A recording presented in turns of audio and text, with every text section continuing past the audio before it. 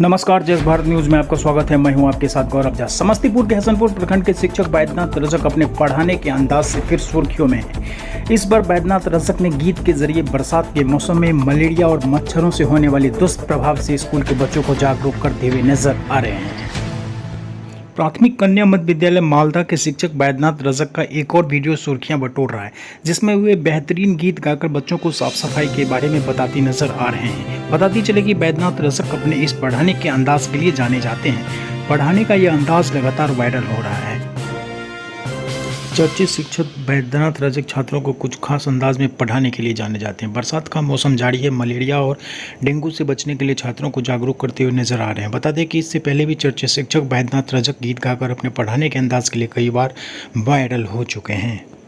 और मलेरिया का मच्छर है तैयार, बच के रहना इनसे, मत पड़ जाना बीमार।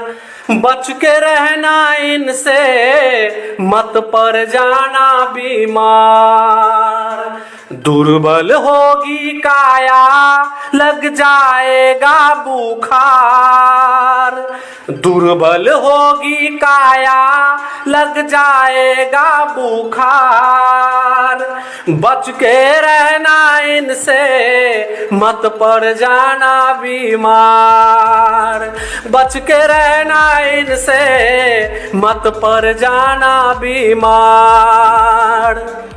नाले या गड्ढे को जो ना ढकते, ऐसी जगह ही मच्छर पनपते।